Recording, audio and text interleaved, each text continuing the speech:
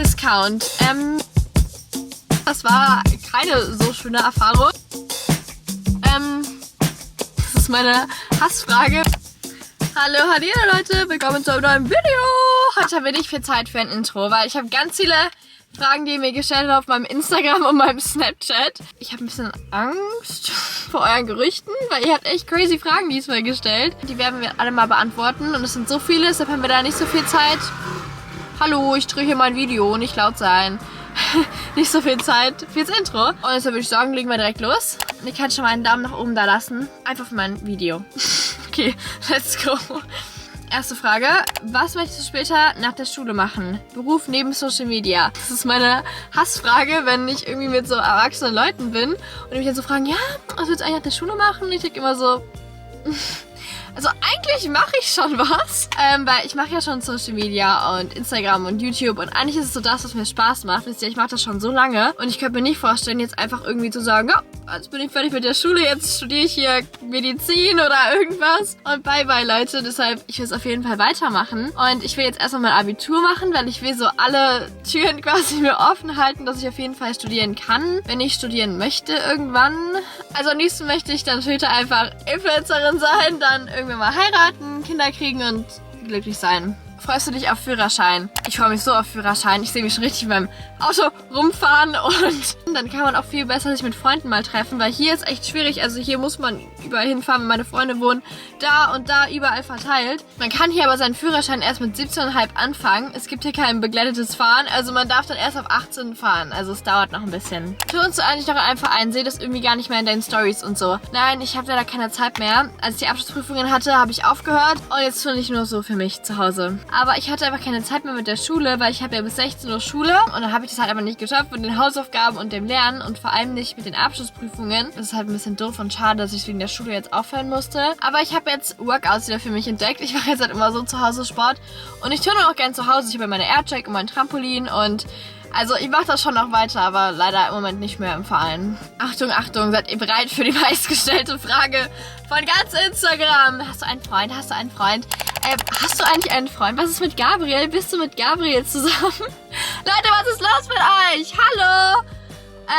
Gabriel, falls du das siehst, viele Grüße. Meine Fans vermissen dich.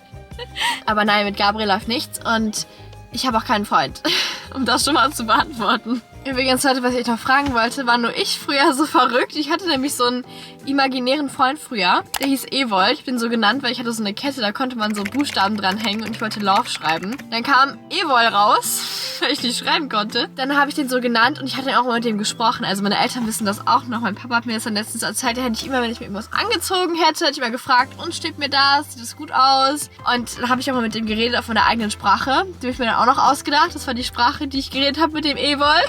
Und ich hatte dann sogar Freunde von mir, also richtige Freunde, die hatten dann auch einen imaginären Freund. Und wenn die bei mir waren, dann haben wir beide mit unseren imaginären Freunden geredet. Das finde ich echt voll lustig. Hattet ihr sowas auch? Ja, auf jeden Fall hat mich das so an diesen Kinofilm If Imaginäre Freunde erinnert, der jetzt rauskommt am 16. Mai. Was, wenn ich dir sage, dass es imaginäre Freunde wirklich gibt? Und wenn ihre Kinder groß sind, werden sie vergessen. Und ich habe mir da schon den Trailer von angeguckt und ich musste so lachen dabei. Das ist so eine richtig lustige Komödie. Danke für eure Hilfe. Guck nicht ins Auge. Welches meinst du? Ja, das wächst gleich wieder nach. Also in den Hauptrollen, da sind Kaylee Fleming und Ryan Reynolds. Und ich finde, das ist so ein richtiger so Feel-Good-Film. Mit der ganzen Familie kann man den anschauen. Und ich freue mich da schon richtig, wenn ich den angucken kann im Kino. Es geht ja nämlich um Bea, die gerade eine schwierige Phase durchmacht. Und deshalb beginnt sie, die imaginären Freunde aus der Kindheit anderer Menschen zu sehen, wie zum Beispiel den flauschigen Giganten Blue oder die Schmetterlingsdame Blossom, die wird gesprochen von Christiane Paul, die kennt ihr bestimmt auch. Partnervermittlung gegründet. Und dann noch ein tanzbegeistertes Einhorn Aini, die wird gesprochen von Lina Larissa Strahl. Ah, und natürlich der coole Hund Superdog. Ja, ihr müsst euch mal den ganzen Trailer davon angucken, Leute, weil der Film hat direkt so eine magische Stimmung bei mir hinterlassen, weil ich finde, das ist so eine süße Idee und es hat mich einfach direkt auch so an meine Kindheit dann erinnert. Und es geht noch weiter, nämlich geht es ja nicht allen imaginären Freunden so gut, weil deren Menschen mittlerweile erwachsen geworden sind und nichts mehr mit ihnen zu tun haben wollen. Frage. Warum haben uns die Kinder denn überhaupt vergessen? Und manche von ihnen verfallen sogar dem Bösen. Und Bea versucht dann gemeinsam mit ihrem Nachbarn, der auch die If sehen kann, die imaginären Freunde zu retten. Ich kann euch helfen. Ach so. Ich bin ein Kind. Du bist die Auserwählte. Nein, nein, sie soll keinen Komplex kriegen. Viel Glück, Kurze. Jetzt liegt's bei dir. Kein Druck. Also, ihr müsst euch auf jeden Fall den Film dann anschauen, der am 16. Mai in die Kinos dann startet. Und falls ihr auch gerne Roblox spielt, es gibt ja jetzt auch eine an den Film angelehnte neue Spielwelt. Da könnt ihr zum Beispiel Yves adoptieren und dann könnt ihr auch mit den imaginären Freunden interagieren. Und ich finde, das ist voll so eine süß gemachte neue Spielwelt, die man dann erkunden kann. Und als ich den Trailer gesehen habe, wusste ich auf jeden Fall, ich muss auf jeden Fall den Kinofilm dazu anschauen, weil ich habe so gelacht beim Trailer und ich fand die imaginären Freunde auch so süß, also ich will mir das auf jeden Fall anschauen, ich freue mich schon voll. Aber jetzt geht's erstmal weiter mit euren Fragen. Hättest du denn gerne einen Freund, wurde auch gefragt. Also Leute, ich glaube, ich hätte im Moment einfach keine Zeit dafür. Also ich fühle mich auch so ohne Freund so komplett. Also manche Leute sagen immer, sie fühlen sich so ohne Freund so alleine, aber eigentlich, ich komme so mit mir selber auch ganz gut klar.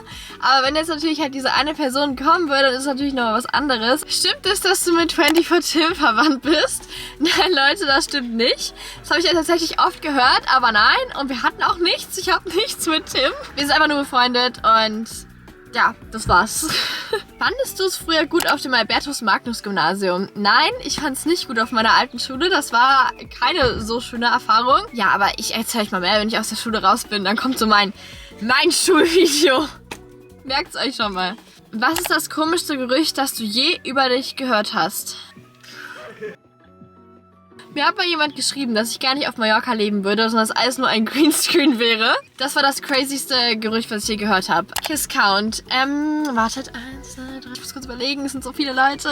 Einer. Das war's. Also, ich weiß nicht, wie es immer erwartet, bis da für eine riesengroße, tolle Zahl kommt, aber Uno. Lieber Aperol oder Wildberry Lillet? Gar nichts von beidem. Also Aperol finde ich wirklich schrecklich. Das ist richtig bitter.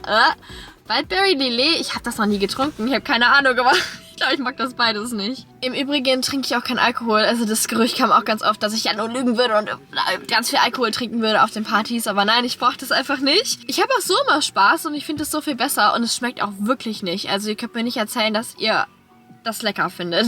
Nein. Arbeiten deine Eltern für dich? Oh, das finde ich auch super. Nee, meine Eltern arbeiten nicht für mich, aber meine Eltern arbeiten auch. Hast du Nudes von dir auf dem Handy? Ja, wollt ihr sehen, Leute? Ich habe hier meinen Ordner. Nein, Spaß. Nein, ich habe keine Nudes von mir auf meinem Handy. Ich würde auch keine Nudes von mir machen, also warum? Keine OnlyFans. Wie sollte ein perfekter Freund für dich aussehen? Also, ich weiß nicht, ob du jetzt so äußerlich meinst oder so innerlich. Ich hätte auf jeden Fall gerne einen Freund, mit dem ich auch was machen kann. Also, irgendwas Spannendes machen und der nicht so langweilig ist, weißt du, weil ich immer irgendwas machen und ich finde das besser, wenn man so zusammen lachen kann, was zusammen machen kann. Ich finde, im Moment sind auch so viele Leute, also in unserer Generation, so richtig respektlos. Und das finde ich auch so ein No-Go. Also, einfach jemand, der respektvoll ist, mit dem man was machen kann, der lustig ist. Sowas. Peinlichstes Foto von dir in deiner Galerie. Ich suche mal gleich eins raus, dann blende ich es euch ein. Hast du fürs Essen einen bestimmten Plan? Viele haben auch gefragt, ob ich eine Essstörung habe. Also das kam oft damit dazu. Und ich finde, das ist so ein schwieriges Thema, so darüber zu reden. Also erstmal nein, ich habe keine Essstörung und ich habe auch keinen Plan fürs Essen. Ich finde sowas immer ganz schlimm, wenn ich das höre von Leuten, dass sie so einen Plan haben fürs Essen oder so. Oder sagen, ja, ich esse den ganzen Tag nichts, damit ich gleich viel essen kann. Und mein Plan ist so in meinem Bauch, der sagt mir schon, wann ich was essen soll. Und ich esse eigentlich immer das so, worauf ich Lust habe. Also ich esse schon gesund, aber ich habe jetzt keinen Plan, wo ich mir irgendwie aufschreibe, was ich esse. Stimmt es, dass du auf Frauen und auf Männer stehst? Nein, das stimmt nicht. Ich stehe nur auf Männer. Und auf Chuck Bass natürlich. Hast du schon mal überlegt, mit der Schule aufzuhören? Ja, jeden Morgen, wenn ich aufstehen muss. Nee, aber ich habe wirklich auch überlegt, jetzt nach der 10 vor allem aufzuhören mit der Schule. Aber ich habe es dann nochmal überlegt und ich weiß, dass ich es irgendwann bereuen werde. Und es sind nur noch 2 Jahre dann und jetzt will ich es auch endlich zu Ende machen. Jetzt mal wirklich ehrlich beantworten. Sind deine Haare gefärbt? Nein, meine Haare sind nicht gefärbt. Ich habe es immer ehrlich beantwortet. Die sind blond, naturblond. Und mein Ansatz ist, wenn es im Winter keine Sonne ist, dann werden meine Haare hier oben natürlich dunkler und im Sommer werden die dann direkt wieder heller und die Haare sind natürlich noch länger vom Sommer noch ausgeblichen als die Haare, die neu wachsen und ich war schon immer blond. Ich kann nicht mal gerne Bilder einblenden von mir als Kind, wo ich schon immer blond war. Ich habe das Einzige, was ich immer gemacht habe, ich habe im Winter so ein Sonnenaufhellungsspray drauf gesprüht, das sprüht man drauf, dann gibt man die Sonne und dann werden die Haare ein bisschen heller. Das ist das Einzige, aber das habe ich ja auch schon mal in einem YouTube-Video gezeigt, aber die sind nicht gefärbt. Eine Frage, die ich auch super fand. Hast du einen Crush auf Lehrer? Mein Lehrer, nein. Ich mal vor, man wäre mit dem Lehrer zusammen, dann müsste man sich auch die ganze Zeit über die Schule unterhalten. Das wäre ja mein absoluter Albtraum. Was ist das teuerste, was du dir jemals gekauft hast? Ich glaube, entweder eine von meinen Tiffany-Ketten oder meine Goyard-Tasche. Machst du auch mal bei einer Hausi bei dir oder so? Ja, ob das nicht einer von meinen Freunden hier geschrieben hat. Also nein, ich würde keine Hausi bei mir machen. Die trinken mir alle zu viel und dann wird nachher noch in mein Badezimmer gekotzt oder so. Also no gracias, Leute. Wirst du bezahlt, auf Mallorca zu leben? Das wäre schön. Will mich jemand bezahlen, um hier zu leben? Gerne, Leute. Nein, leider nicht. Ich weiß auch nicht, wie ihr darauf kommt. Er ist eine 10 von 10, aber raucht. Also Rauchen ist echt, finde ich, so ein No-Go. Ich finde das wirklich sehr ekelhaft und das sieht immer so bescheuert aus, finde ich. Nee, also, nee. Lästerst du? Jetzt mal ehrlich. Also, ich finde, das ist schwierig zu beantworten. Also, ich finde, ich kann nicht sagen, dass ich noch nie gelästert habe oder nicht lästern würde. Aber wenn ich lästere, hat es auch immer einen Grund. Und ich finde, lästern ist auch schwer zu definieren so. Und ich glaube, es gibt niemanden, der von sich sagen kann, dass er noch nie über irgendwen gelästert hat. Aber ich muss sagen, ich bin jetzt nicht die größte Lästertante oder so. Und ich nehme auch immer auf Leute in Schutz, über die gelästert wird. Also ich finde, da habe ich schon so meine eigene Meinung dann. Ich lästere jetzt nicht einfach so just for fun mit irgendwem über andere Leute. Wie waren deine ZAPs? Mathe war wirklich scheiße. Englisch und Deutsch ging. Und ich habe jetzt auch so ein ganz ungutes Gefühl bei meiner Mathe-Abschlussprüfung, bei meinem Mathelehrer. Der ist so einmal jetzt immer so nett zu mir. Wenn ich mich melde, nimmt er mich direkt dran und der erklärt mir das jetzt immer so nett. Und da habe ich mit einer Freundin gesprochen und sie meinte, dass er das bei ihr letztes Mal auch gemacht hat, als sie die Abschlussprüfungen hatte. Und sie hatte eine 5. Also ich glaube, es wird nicht so gut bei mir. Aber wir kriegen die erst Anfang Juni, die Noten zurück. Wie alt warst du, als du das erste Mal rasiert hast? Ich weiß nicht genau, wie alt ich sein soll. Also ich weiß es gar nicht mehr, wie alt ich da war. Ich wusste nicht, dass es da so eine Altersbegrenzung irgendwie für gibt, ab wann man sich rasieren darf. Ich würde einfach sagen, so, wenn du keinen Bock mehr auf Haare hast, dann rasier sie einfach ab. So, dann rasier dich einfach, egal, unabhängig so vom Alter. Ich würde es einfach machen, wenn ich keinen Bock mehr auf Haare hätte. Und so habe ich es auch, glaube ich, gemacht, soweit ich mich erinnern kann. Nächste Frage. Was verdienst du pro Post? Gar nichts. Also, das denken ja voll viele, dass man so eine Story oder einen Post macht und dann Geld dafür bekommt. Aber man bekommt nur Geld, wenn man so eine Werbekooperation hat und das dann von der Werbefirma bezahlt wird. Also sonst bekommt man gar nichts.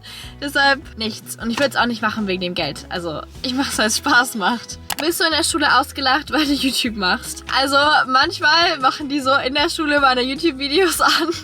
Oder machen irgendwelche Sticker aus meinen YouTube-Videos für WhatsApp. Aber ich finde es halt auch selber dann lustig. Also wenn, dann so lachen wir da so zusammen drüber. Und ich würde es auch machen, halt wird jemand YouTube machen. Also ich finde das ja auch so lustig und interessant. Manche ist es ja auch lustig. Also ich finde das nicht schlimm und ich finde, das ist nicht so angreifend, dass sich irgendwer so über meine Videos lustig macht. Ich finde es dann auch selber witzig. Wünschst du dir manchmal keine Influencerin zu sein? Also ganz ehrlich, ja, ich habe mir das auch schon mal gewünscht, weil manchmal will man einfach mal irgendwas machen, so mit seinen Freunden und nicht immer so im Kopf haben, dass man das noch jetzt in die Story postet oder was man heute Abend für einen Post hochlädt oder für ein YouTube-Video macht. Also es ist schon immer so viel Stress. Man überlegt dann, wie es denn gewesen wäre, hätte man diesen Stress nicht. Aber ich muss sagen, so die schönen positiven Seiten von Social Media, die überwiegen das dann so und dann freut man sich natürlich, was man an Social Media macht. Und ich würde mal so sagen, wenn ich jetzt da keine Lust mehr drauf hätte, dann würde ich es auch nicht machen. Deshalb, so richtig bereuen tue ich es nicht. Nee, aber manchmal habe ich schon gedacht, dass es manchmal ganz praktisch wäre.